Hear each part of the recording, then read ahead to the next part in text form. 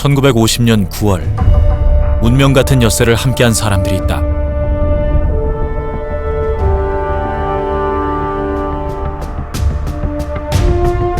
전쟁이 뭔지 전투가 뭔지 몰랐던 17, 18살의 학도병들. 그들은 단지 살아 돌아가고 싶었다. 대한민국은 못 간다고 생각을 했거든요. 다 죽을 걸 알았는데 살아왔다는 거라. 학도병들의 시체가 그냥 그 구덩이 안에 말도 못했습니다. 이거 쭉 가면서 저기서부터 여기까지. 그들은 인천 상륙작전과 같은 날 같은 시각 동해안 장사 해변에서 이루어진 장사 상륙작전에 참전한 학도병들이었다. 그러나 그 6일간의 비극은 세상에 거의 알려지지 않았다.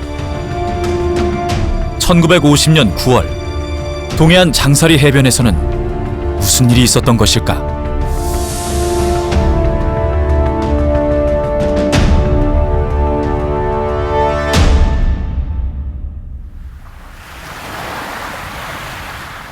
경북 영덕군 남정면 장사해수욕장. 그 해변에 정박된 낯선 배 한 척. 하지만 배의 정체를 아는 사람은 드물다. 아니요, 그냥 지나가다가 봤는데 레스토랑 같기도 하고 그래가지고. 6.25 전쟁이 한창이던 1950년 9월 중순, 학도병들과 이 배는 한 운명이었다. 772명이 학도병과 포함해서 이제 이곳에 장사 상륙 작전을 감행하기 위해서 온 그런 LHD 사람입니다. 최근 실물 모형으로 복원된 이 배는 65년 전의 비극을 상징한다.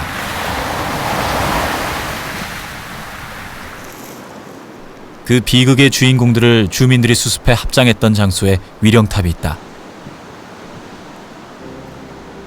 하지만 문산호와 위령탑, 그리고 그곳에 새겨진 772명의 이름만으로 그날의 비극을 가늠하긴 어렵다.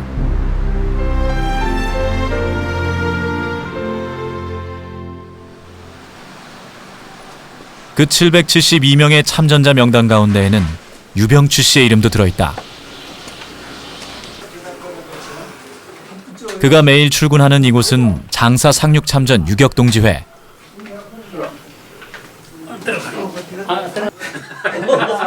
노병들에게서 전쟁 당시 학도병의 모습은 찾아볼 수 없다. 그분이 아니야. 여기를 찾아오는 데를 오다가 중간에서 여기 오는 걸 잊어먹었어. 여기가 어디 됐는지를. 나이 뭐 80이 넘다가 보니까 안 아픈 데가 어디 있어. 이젠 뭐 전체가 다 아프지 뭐. 전우회가 소중하게 보관하고 있는 메가더 장군의 편지 한 장. 노병들의 지난 삶에 대한 증표요, 자존심이다.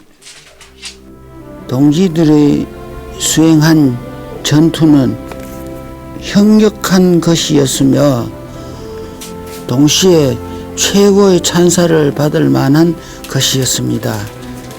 용맹과 희생은 한국 젊은이들에게 영원히 빛나는 귀감이 될 것입니다. 덜그러스 메가더. 낙동강 방어선에서 적과 치열하게 공방하던 1950년 8월 초순경, 유엔군 사령부는 인천, 군산, 주문진 세 개 지점에서의 상륙작전을 검토한다. 메가더 장군은 최종적으로 크로마이트 작전을 채택했다. 인천 상륙작전과 동시에 낙동강 방어선에서도 총반격을 전개한다는 계획이었다. 작전 계획은 미 합동참모본부로 보고됐지만 미군 수뇌부는 반대한다. 극심한 조수간만의 차, 그리고 주변의 많은 섬들 때문에 실패 확률이 크다는 게 이유였다. 그러나 메가더 장군은 북한군 역시 인천을 상륙 불가능 지역으로 분류하고 있었다는 걸 알고 있었다. 그래서 그 점을 역이용하면 적의 허점을 찌르는 기습이 될 수 있다며 국방당국을 설득했다. 결국 8월 28일 미국 합동참모본부로부터 크로마이트 작전이 승인됐다. 낙동강 방어선에서의 일대 반격 작전은 그렇게 계획됐고 장사 상륙 작전도 그 연장선에 있었다. 메가더 장군의 크로마이트 작전이 결정되기 전인 8월 초순경, 아군과 적군은 낙동강 전선에서 극단으로 대치한다. 8월 3일, 유엔군은 낙동강의 모든 교량을 폭파했다. 더 이상 북한군의 남진을 막기 위한 최후의 조치였다. 그러나 이미 내려온 대구의 피란민들 사이에는 적지 않은 북한군 게릴라도 끼어 있었다. 8월 14일 밤, 대구 시내에 떨어진 박격포 공격도 그들의 도발이었다.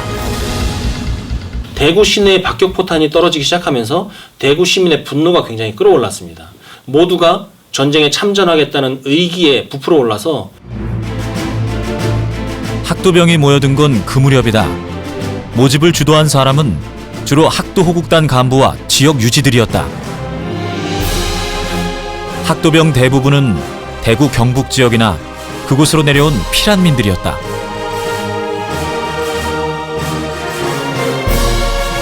대구역은 그들의 첫 집결지였다.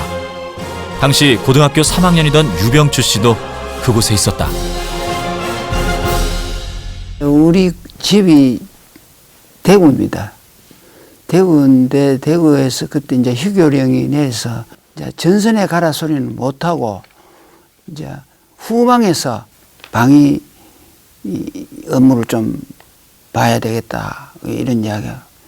그래 나는 방위는 가기 싫고 가면은 일선에 전선에 가겠다. 그래서 그 지원된 게 이제 그 유격대 그 대구 역전에서 그걸 모집을 하고 있었어요. 그렇게 모인 500여 명의 학생들은 다시 밀양으로 이동했다. 그곳엔 이미 지역 국회의원이 모집한 200여 명의 학생이 대기 중이었다. 그들이 합쳐져 만들어진 6본 직할 독립 제1유격대대. 그들의 임무는 이미 부대 이름이 말해주고 있었다.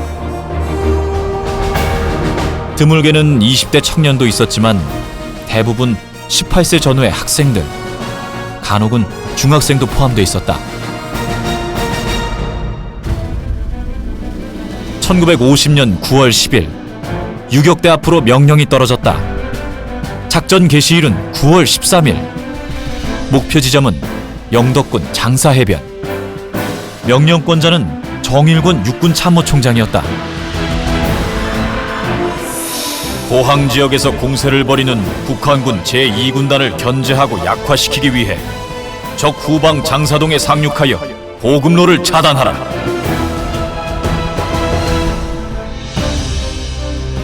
대부분의 작전이 명령서 없이 실행되었던 당시 국군 수뇌부가 정식으로 명령한 드문 경우였다.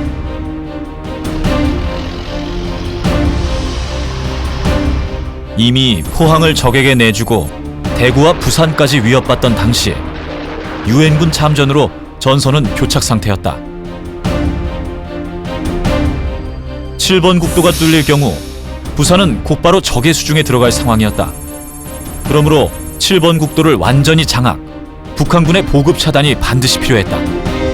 육군본부에서 장사동 상륙작전을 계획했을 때는 당시 이제 포항 북쪽에서 그 울진 쪽에서 내려온 그 부대가 북한군 부대가 북한군 5사단이었고 부산으로 들어가려고 그랬어요. 그러다 보니까 이제 포항에서 그 어떻게 보면 굉장히 위험한 그런 상황이었단 말이에요. 그래서 이제 장사동에 우리 그 유격 부대를 상륙을 시켜가지고 북한군 그 2군단에 보급로를 끊고 우리 국군이 만약에 이제 반격을 했을 때에 테러를 차단하는 그런 목적으로 이제 했는데 최초 이 작전은 미 8군 특공대의 임무였다. 그런데 왜 하필 우리 학도병들을 투입했던 것일까? 눈이 파랗고 머리가 노라니까 들어가서 유격작전을 할 수가 없는 거예요. 준비가 됐다고 하더라도 금방 들켜버리는 거죠. 그래서 한국군에게 북한군 복장을 입히고 북한군의 총기를 들고 투입이 돼서 북한군의 그 후방을 침투해서 교란하고 거기서 일정한 목적을 달성할 수 있도록 한국군을 보내자. 이 안이 설득력이 있었던 겁니다. 일대대라는 게 구성이 돼가지고 밀양에서 이 부산으로 이동을 했습니다. 부산 육군본부 분실이 육군본부 분실이 있었습니다. 분실. 그 분실에 같이 이제 그 영내에 들어가가지고 한 2주간이라도 뭐 2주간 이제 또 훈련 못 받았어요. 김일성 장군 노래, 그대 인민군 군가 이걸 내가 그 앞에 나가서 선창해가지고 교육을 한 바가 있습니다. 내가 그거를. 출정에 앞서 학도병들은 머리카락과 손발톱을 잘라 봉투 속에 담았다. 목숨을 바친다는 의미였다.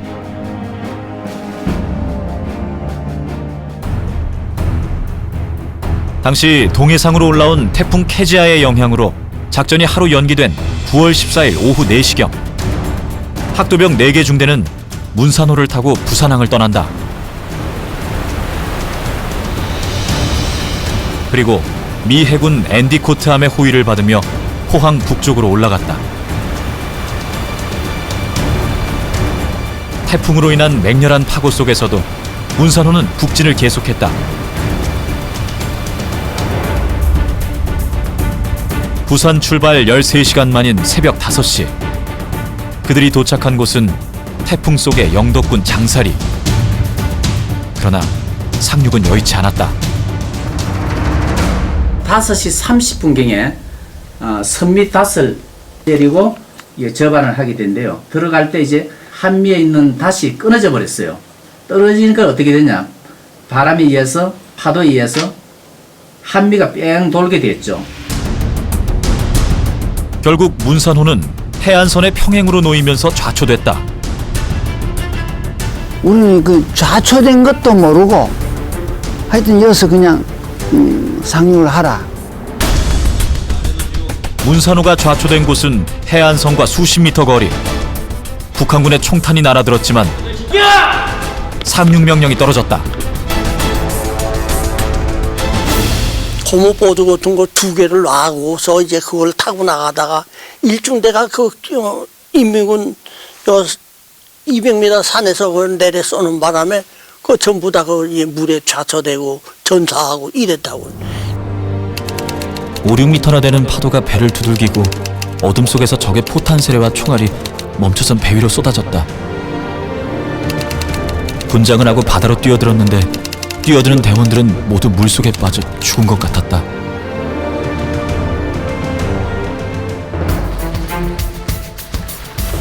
선두 1중대가 전멸하자 지휘부는 7명의 선발대를 먼저 상륙시켰다.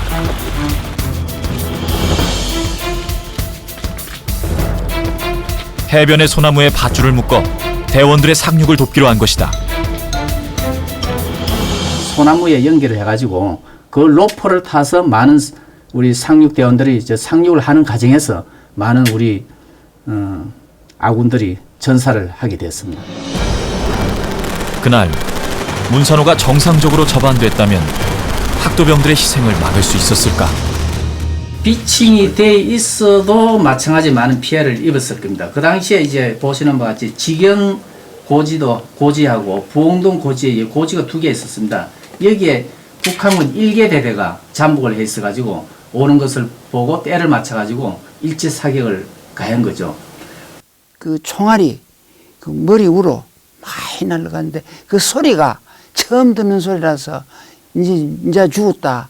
이제 이런 생각에서 그 와중에 그 손으로 가지고 내 몸을 은폐하기 위해서 내 몸이 들어갈 정도로 내 손을 가지고 그 백사장 모래를 팠다니까요. 이 손으로 이제 내 모래 파가지고 이 개인호를 만들어가지고 은폐를 하고 나서 그때 울었어. 내가 그때 울었다.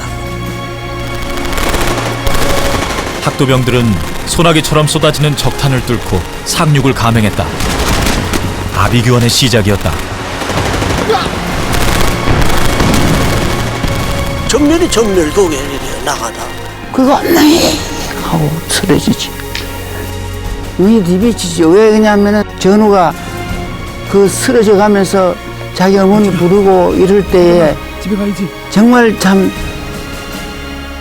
찢어지는 마음이죠. 그래서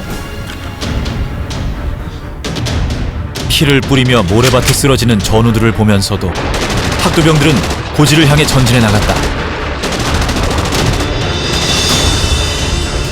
그들의 적은 맹렬부대로 이름난 북한군 5사단. 북한군은 본격적으로 상륙을 개시한 학도병들에게 집중 사격을 실시했다. 학도병들은 수류탄을 던지거나 육탄 돌격을 감행하며 적 진지에 접근했다.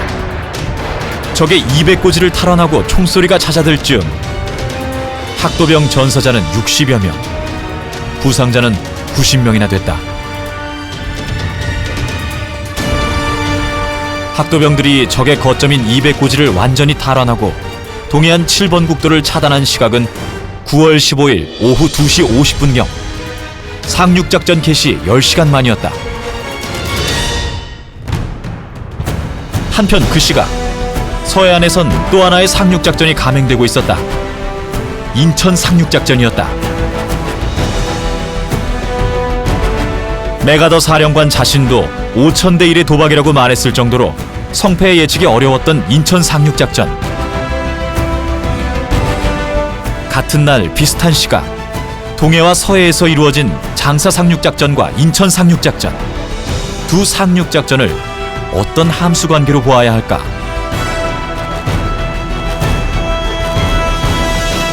인천 상륙작전이라는 것은 결국 유엔군 작전 차원에서 보자면 유엔군 반격작전이거든요.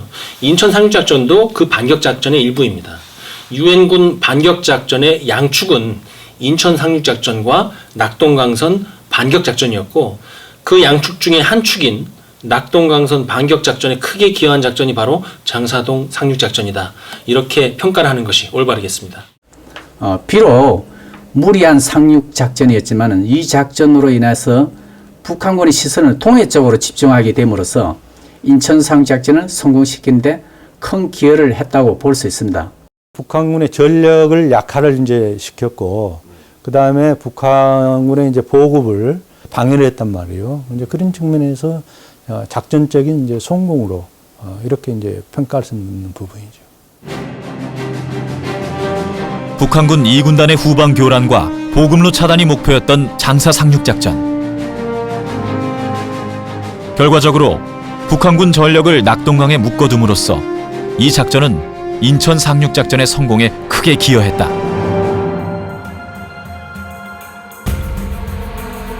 그러나 작전에 성공했다는 기쁨은 그날 단 하루가 끝이었다. 다음 날부터 학도병들은 새로운 적과 맞서야 했다. 북한군 최강부대 김무정 군단이 반격을 개시한 것이다. 당시 북한군은 장사 해변에 대규모 부대가 상륙한 것으로 판단하고 있었다. 북한군이 2개대대와 넉 대의 전차를 앞세워 공격해오자 학도병들은 다시 고지 아래 해변까지 후퇴, 북한군과 격전을 벌여야 했다. 밤에 백사장에 근무하면서 옆에 이렇게 보니까 나같이 전부 다 지금 근무하는 거로 보이더라고요. 근데 꼼짝도를 안 해. 살살 지어가지고 가만 만져보면 다 몸이 차. 다 죽은 거 그래 이게. 또 다른 고통은 배고픔이었다. 당시 학도병들이 받은 식량은 단 3일분. 그나마 대부분은 상륙 과정에서 바다에 빠뜨리고 말았다. 우리 7, 8명이 이탈을 해가지고 동네 배고픈 걸 이제 허기를 좀 채워보기 위해서 들어갔는데 아무리 찾아봐도 먹을 건 없고 밀가루가 발견되니까 이제 밀가루 가지고 오늘 누가 이제 수제비 해 먹자 이래가지고 수제비를 해 먹었습니다. 해군은 상륙부대 구출을 위해 2차례나 구조선을 보냈지만 시계 불량과 풍랑으로 번번이 실패했다. 상륙 3일째가 돼서야 해군 헬기를 통해 약간의 보급품과 의료품이 투하됐다. 북한군 반격으로 흩어진 학도병들에게 전단도 뿌려졌다. 구조작전 개시를 알리기 위해서였다. 학도병들의 구출을 위해 조치원호가 도착한 건 상륙 4일째 9월 19일 오전 6시경이었다. 자다가 밖에 보니까 사람이 하나도 없더라고요. 전우 하나도 없어. 선상 위에 올라가서 보니까 저쪽에 조치원호라는 게 와 있더라고요. 길에서 나는 악을 먹고 마지막에 탔네. 마지막에 탔는데 물을 먹으면서 이걸 어떻게 살아야 된다고 생각했는지 저번식 하는 발판 위에다 손 딱 올려놓고는 나 정신 없어요. 나도 이제 기절해 버렸는 거라고 해서. 급파된 헬레나함의 함포가 조치원호를 지원했다. 당시 헬레나함은 삼척 인근에서 작전 중이었다. 문산호 좌초 직후 육군본부가 유엔군의 협조를 요청, 장사 해안까지 달려온 것이었다.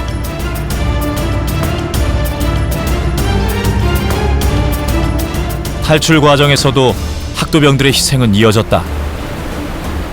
보트를 통해 조치원호에 승선하는 도중 파도에 쓸려가는 학도병도 적지 않았다.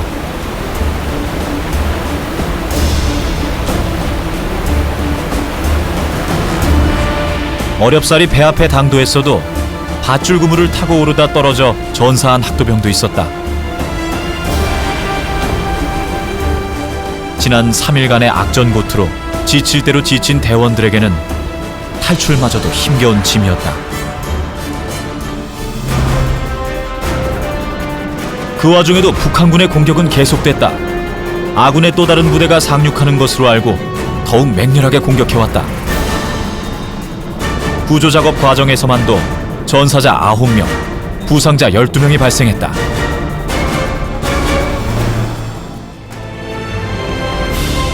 점점 적의 박격포와 총탄이 집중되자 조치원호는 탈출을 서둘렀다. 그러나 아직 해변에는 승선하지 못한 30여 명의 학도병이 있었다. 아픈 이별이었다. 그 자리만 가면 저희들이 말을 못 했습니다. 지금도. 그 사람들 보기 미안하지.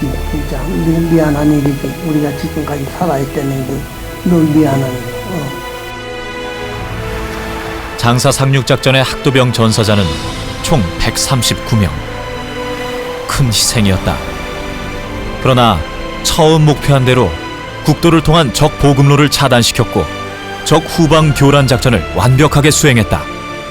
나아가 인천 상륙작전 기만을 위한 양동작전으로서 장사 상륙작전은 완벽하게 성공한 작전이었다.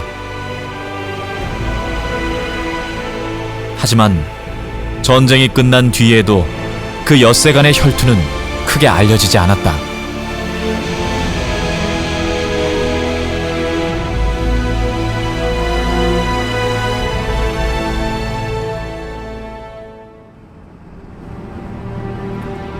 지난 세월 동안 덜어는 잊혀지고 덜어는 지워진 6.25 전쟁.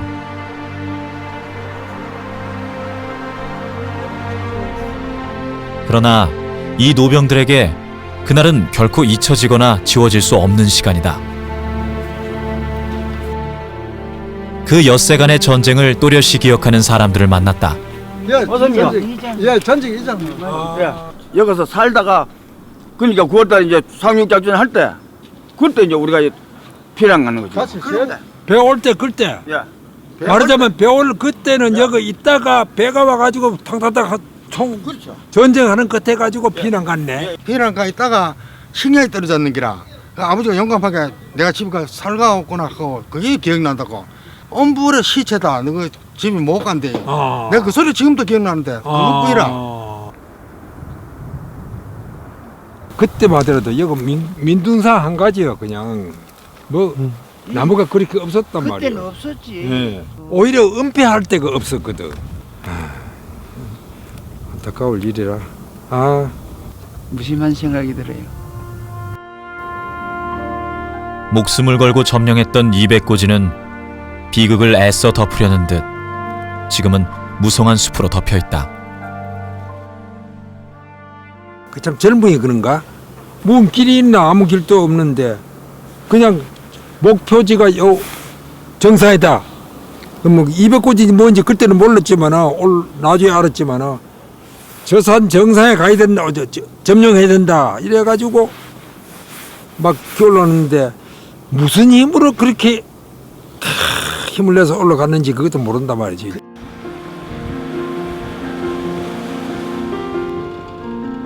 최근 장사 상륙작전에 대한 역사적 조명이 활발해졌다. 상륙작전 당시 좌초됐던 문산호의 복원도 그 가운데 하나다. 배 안의 전시물들은 장사 상륙작전과 학도병들의 실체를 전하고 있다.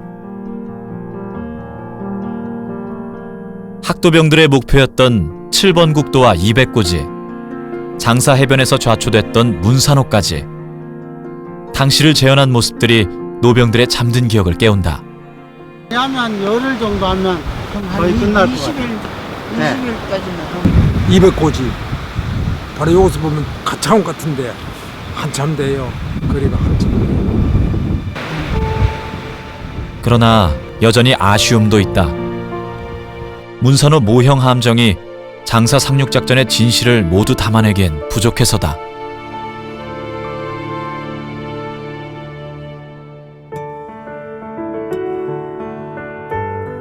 장사 상륙작전에 참여한 옛 학도병들이 국방부 군사편찬연구소를 찾았다. 6.25 전사를 정리 중인 남보람 소령이 장사 상륙작전과 관련된 새로운 자료를 발견했다고 전해온 것이다. 지금 여기가 6.25 전쟁 당시에 1950년대에 기록된 문서들이 있는 곳입니다. 네, 이게 전부 그 당시에 대부분 실시간때 기록된 것들이거든요. 장사 상륙작전에 관한 것은 이번에 새로 다 모아놨는데요. 특히 이제 우리가 이번에 해군본부하고 협조를 해서 해군이 그 항해 일지를 굉장히 자세히 기록해놨더라고요. 그래서 지금까지 의아해하셨던 부분, 몰랐던 부분을 좀 여기서 보실 수 있을 것 같습니다. 그러면은 지금 이제 이 자료가 장사 상륙작전에 참여했던 학도병들 자신도 구전으로만 듣던 자료. 육군본부 작전명령 174호 원본이었다. 육군본부 작전명령 제174호고요. 육군 참모 총장이었던 정일권 장관과 서명이 들어가 있고요. 최고 수뇌부에서 직접 지시한 작전이라는 것을 증명하는 문서입니다. 그래서 이거는 가져가시면 되고, 투입된 시기가 지금 9월 14일로 잘못 전파가 돼 있는데 그 이제 기억이 나실 겁니다. 9월 14일 오후 4시에 부산항을 출항을 했고, 그거 잘못됐네. 네네. 그다음에 장사동에 도착한 게 9월 15일 새벽 5시에 장사동에 도착을 해서 새벽에 들어가려고 그랬거든요. 사실 이제 놀라운 일이다. 지금까지 참전자들은 인천 상륙작전 하루 전날인 9월 14일을 장사 상륙작전일로 알고 있었다.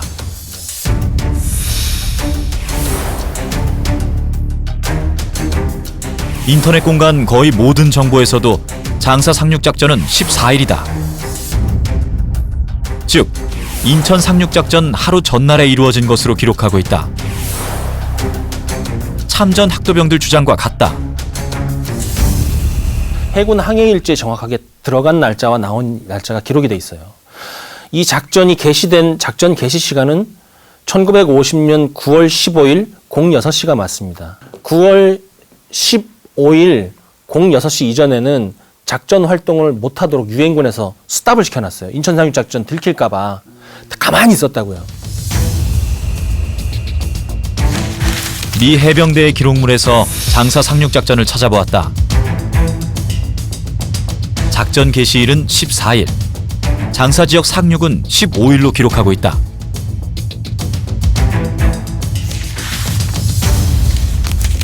우리 해군 본부의 기록물에서도 상륙일은 분명 15일이다.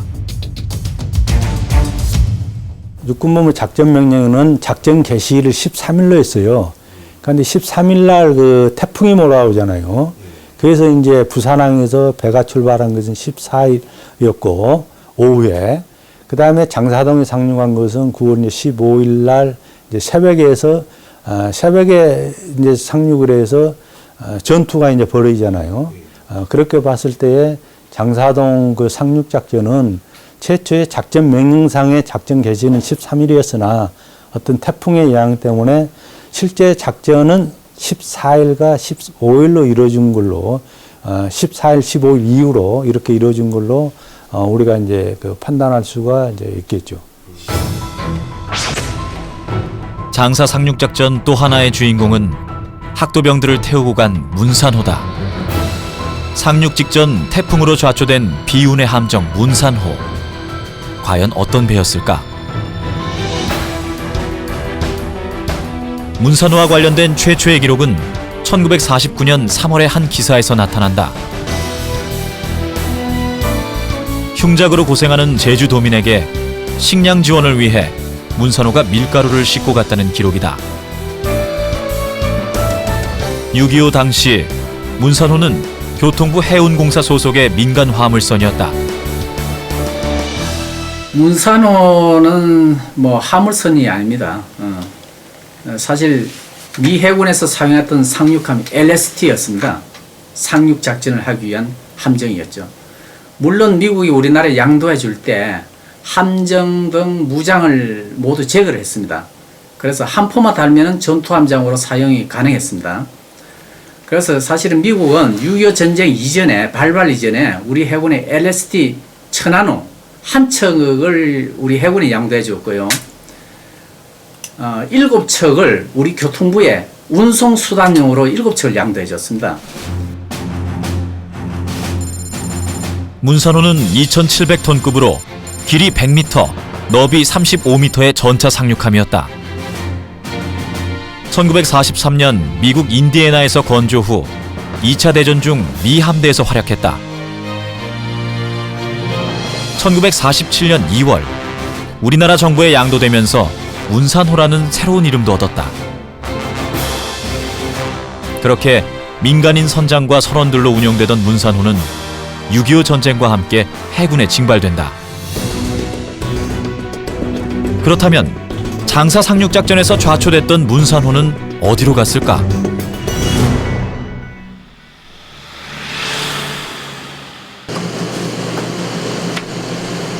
마을 주민 강신태 씨는 어린 시절 보았던 문산호에 대한 기억이 지금도 선명하다. 그 배 밑에 이제 잔해물종의 홍합이라든가 이런 게 이제 붙어가지고 있어가지고 그럼 홍합 채취하고 옆에 조개 이제 채취하고 그런 백합 채취하고 그런 적은 있죠. 큰 모형을 저희가 확인을 해요. 지금도 기억이 나고. 이 인근 마을에 전부 기름 퍼가지고 가가지고 호롱불 켜고 이랬다니까요. 다시 문산호가 주목을 받은 건 1997년 3월. 해군이 배의 잔해를 수습한 것이다. 그러나 모래 속에 묻힌 선체 아랫부분까지의 완전한 인양은 불가능했다. 부족한 장비와 막대한 비용 때문이었다. 그렇게 문산호는 우리에게서 잊혀졌다.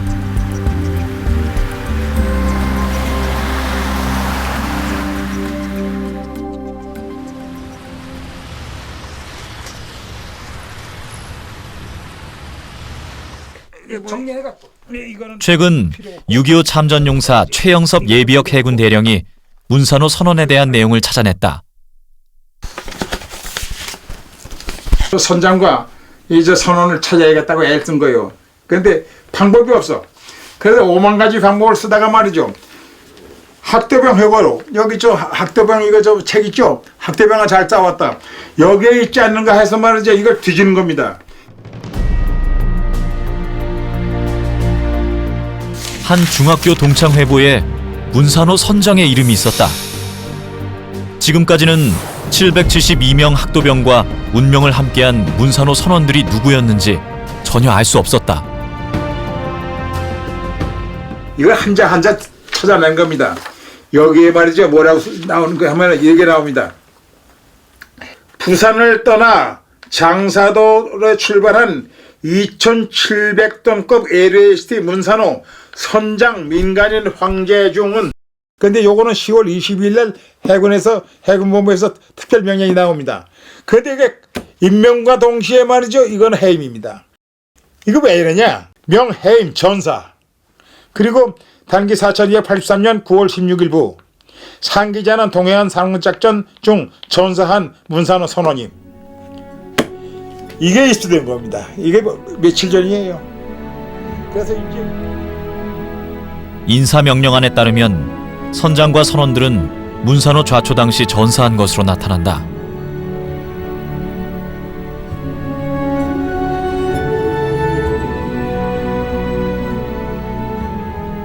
대한민국 국민으로서 국가를 위해 싸워야 할 책무가 있습니다. 염려 마십시오. 이게 선장의 얘기입니다.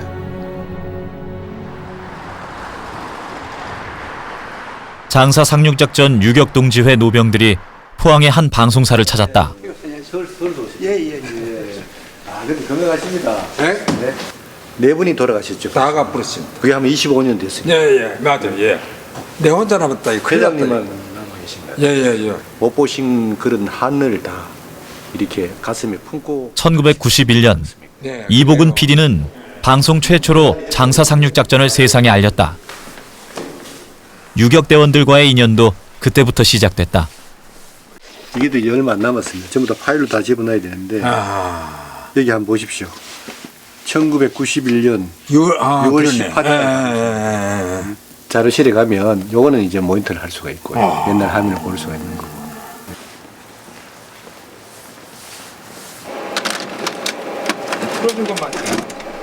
다큐멘터리 영상에는 당시 생존해 있던 유격대 대장 이명흠 씨의 증언을 비롯 생생한 취재 현장이 담겨 있었다. 지금 보니까 이 PD의 취재는 당시 장사 해변에서 발견한 문산호의 흔적을 발견하면서부터 시작됐다. 닷을 묶고 낳는 이렇게 모래사장에 모래밭 위에 이렇게 큰 말뚝도 이렇게 굽혀 있고 그래서 주민들이 그런 이야기 많이 들었습니다. 저게 옛날 장사 상륙작전 그때 메어놓은 닷 그 표시고 그다음 배도 저기 있다. 물론 산 위에 올라가면 보이지만은 바다에서 잘 안 보였었어요. 조금 이렇게 거뭇거뭇한 게 보이기도 하고 이랬었어요.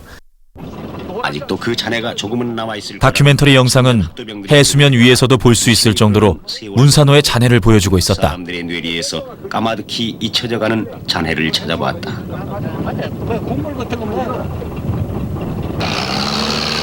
40여 년이 지난 지금 처참했던 함대의 모습은 어떨까? 수많은 젊은 학도병들은 바닷속에서 어떤 형체를 남긴 채 죽어갔을까?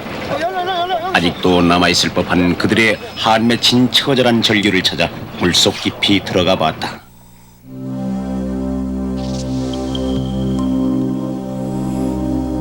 (91년) 당시의 바닷속에는 문산호의 비참한 잔해들이 곳곳에 있었다. 해초들이 뒤덮여 있었지만 녹슨 잔해물들은 문산호의 것이 분명했다. 모래톱에 길게 드러누운 함대의 모습은 당시의 참혹상을 대변해주고 있다.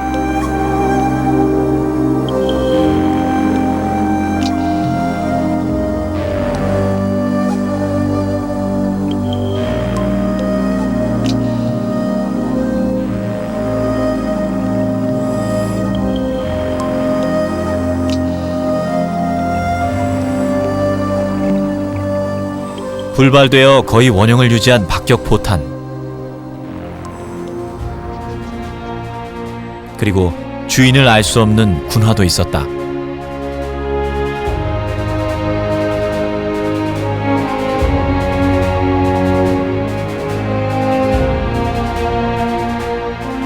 아직 바다 밑에 문산호 선체 아랫부분이 묻혀 있다면 여전히 희생자들의 유골이나 유품도 그곳에 함께 있을 것이다.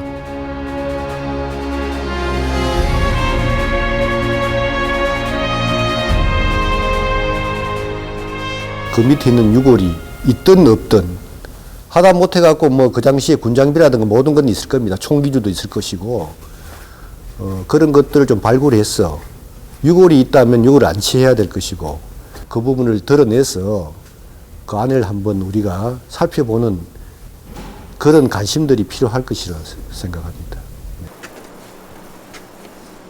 이번에 유격대 전우회가 찾아간 곳은 포항 시내 한 잠수사 단체.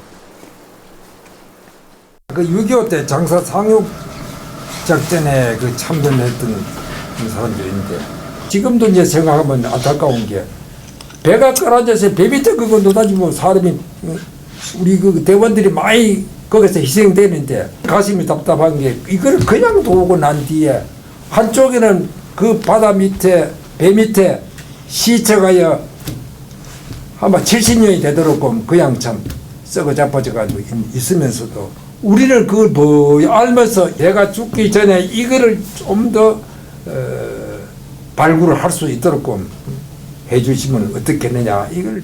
오늘 저희들이 할 수 있는 거는 현장에 한번 가보시고 위치를 좀 어느 정도 잡아주시면 저희들이 그 위치에다가 수중 촬영을 일단 해가지고 상태를 확인해 보겠습니다.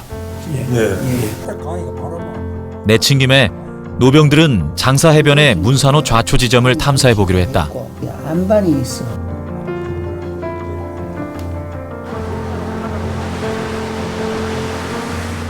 다행히 오늘 장사 해변의 날씨는 수중 탐사에 어려움이 없을 것 같다.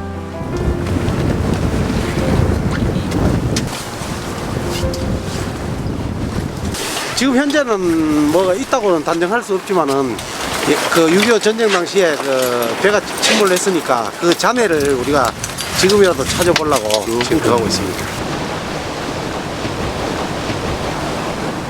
상륙작전 당시 문산호가 좌초된 지점은 해안선에서 수십 미터 거리다. 그러나 오랜 세월 동안 해안선도 변하고 바닷속 지형도 변했을 것이다. 여보세요? 아, 예. 여기서 이 육지 쪽으로 더 들어 이쪽으로 우리대로 와야 됩니다. 역시 문산호 좌초 위치를 정확히 가늠하기는 어렵다. 유격대원 배수용 씨의 기억에 따라 잠수사들이 대략의 위치를 잡았다.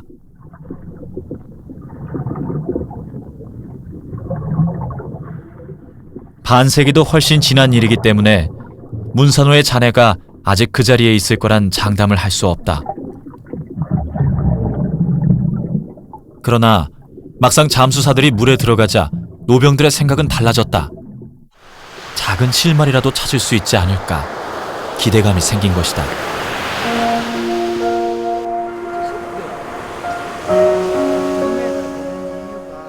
과연 이 바다는 지금도 문산호의 잔해와 학도병들의 유해를 품고 있을까?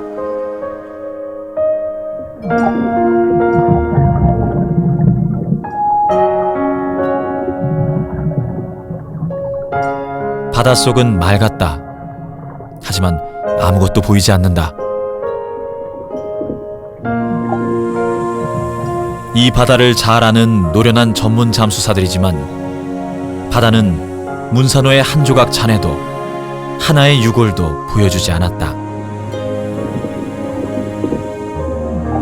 그러나 분명한 사실은 이 차가운 물속 어딘가에 채 피지 못하고 쓰러져간 학도병들이 잠들어 있다는 점이다.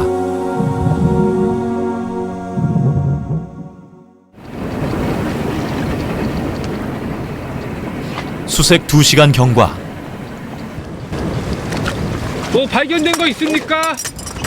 뭐 발견된 거 있습니까? 잠깐만. 뭐 특별하게 발견된 게 없어요. 거의 여기는 모래사장입니다.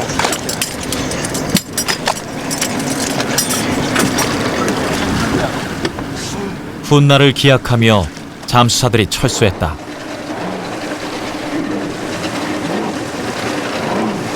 세월이 오래 지나고 이 모래가 많이 덮인 것 같아요. 그러니까 지금은 흔적을 찾기가 조금 힘든데 앞으로 좀 이 장기적으로 수색을 해봐야 될 것 같습니다.